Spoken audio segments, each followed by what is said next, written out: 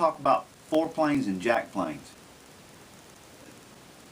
The biggest thing I run into is a lot of people consider a fore and a jack the same plane.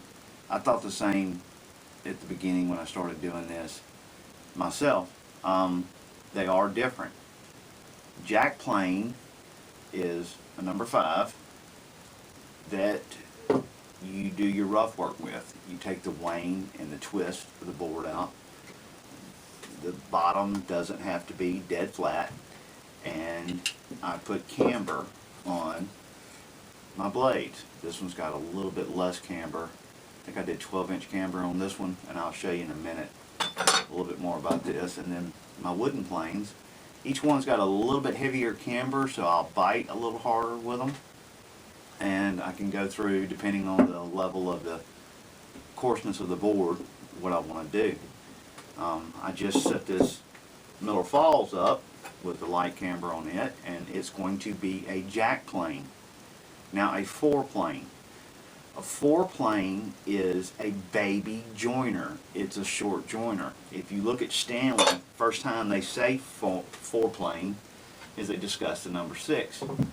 And Blood and Gore doesn't like the number 6 because it's a little bit too short for them. But a fore plane should have a flat iron, not a camber on the iron. It's a beginning joiner. The 6 was handy because you didn't have to carry the aircraft carrier in your toolbox, and you could get your work done. So my 6 is set up like a joiner, and I use my 6, my 7, and my 8 that way, and my large wood body planes. But there is a definite difference. When you ordered back in the 1800s, mid-1800s, you ordered a jack plane or you ordered a fore plane. There are two different things, okay? They're not the same. And I'll show you here in a minute my jig on how I get cambers on irons, and we'll go from there. Cool? Alright, here's a board I've got with a piece of oak down the middle. I've got a 90-degree tangent and a center line drawn down the middle, and then some scribe marks at 12 inches, 18 inches, 21, 24, and this is where I put my camber on my irons. I will center the iron on the center line, and then take a scribe and stick it through the hole in the board, and then scribe my mark for my camber. And this is how I mark them.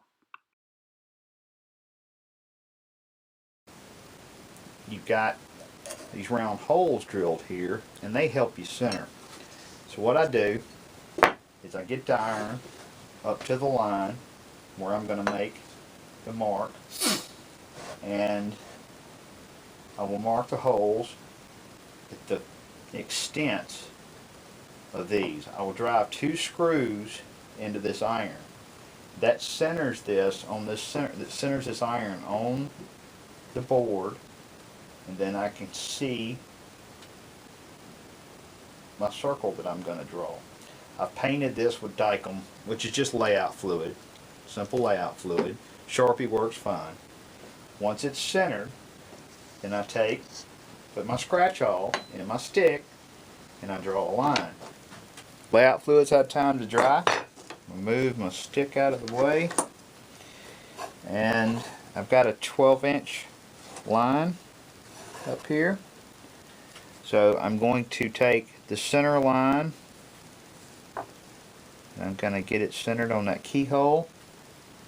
I'm going to get the edges of my iron up to the circle, and once I get it centered where I want it, I'm going to come up in the, and I'm going to mark it.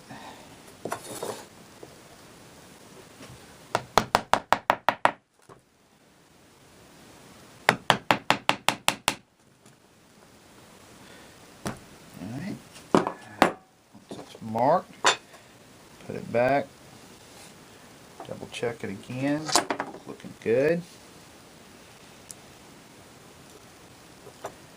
Now, because these screws got a little bit of a bevel, see, when I put that one in, it covered that hole just a little bit. We'll get it in there. The screws can be high.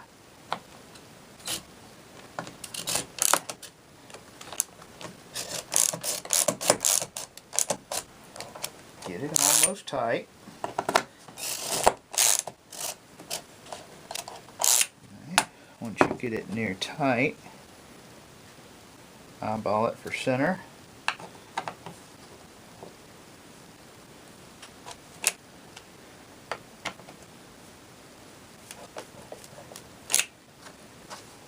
And we're there and we're solid. Now, at my 12-inch, I got a really sharp, I'm going to put my scribe in.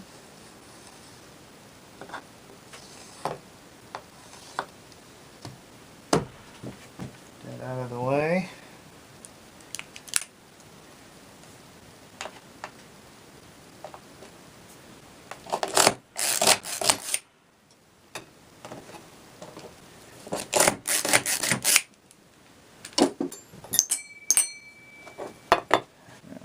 Some background on this.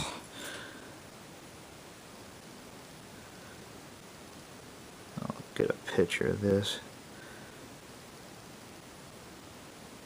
There you go. That's better.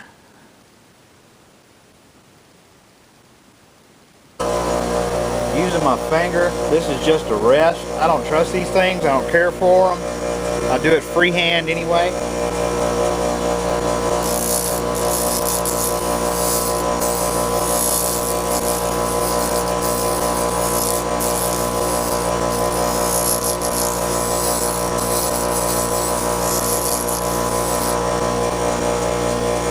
Fairly warm to the touch.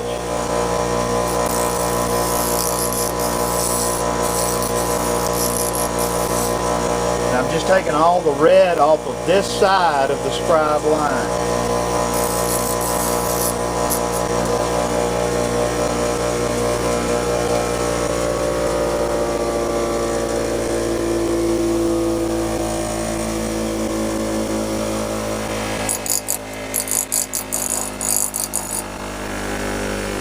Alright.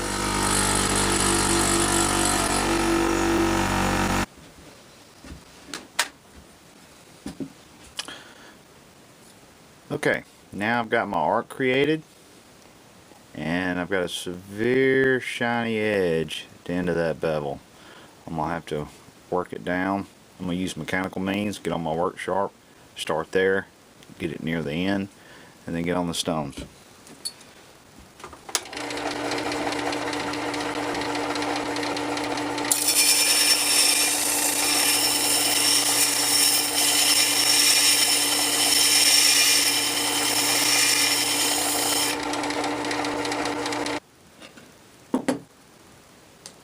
I'm gonna scoot the bed of the frog back on the bed a little bit. If I can open the mouth up.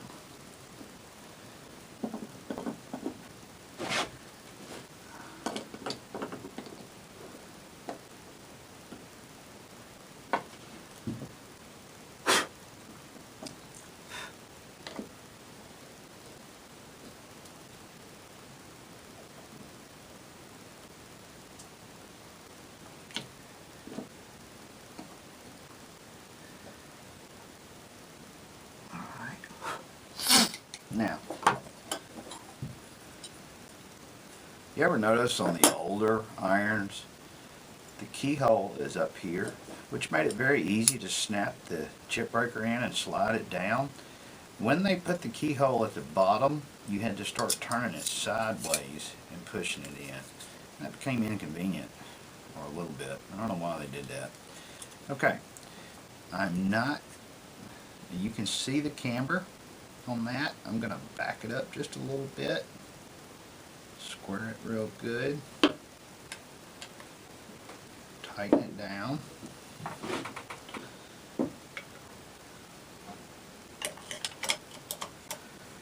center it,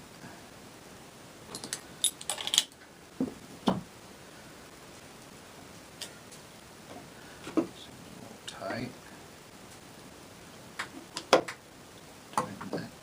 Still seems a little too tight.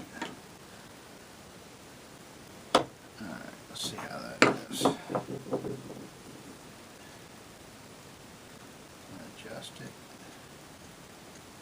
Yes, feel it coming.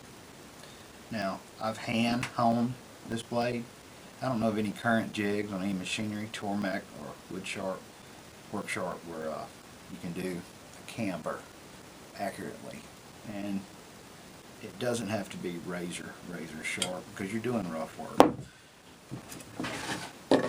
Piece of pine here. There's some bark showing.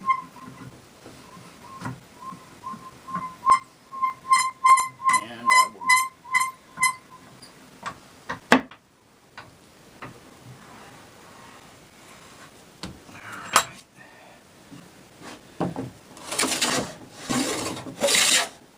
all we're doing is lowering the high spots to the low spots.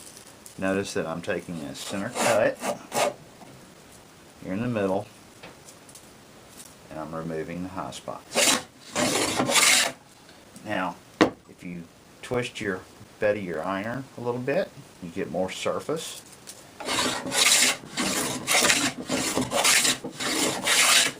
Object here,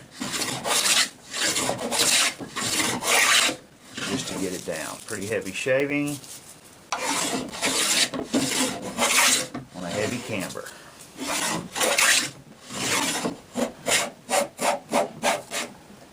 See? You're only getting 3/4 of an inch from the center. That will allow me to technically scrub it out. Scrub plane's the same way, but the bed of the plane is shorter.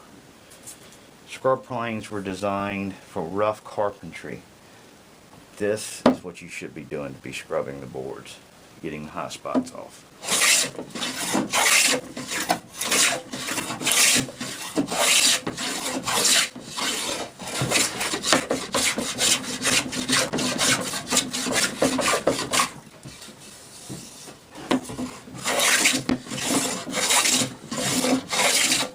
Just like that. Jack plane.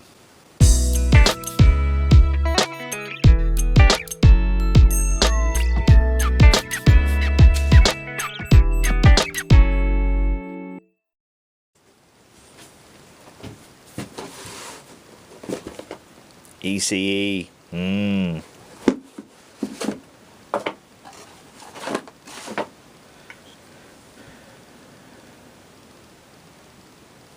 Skewed.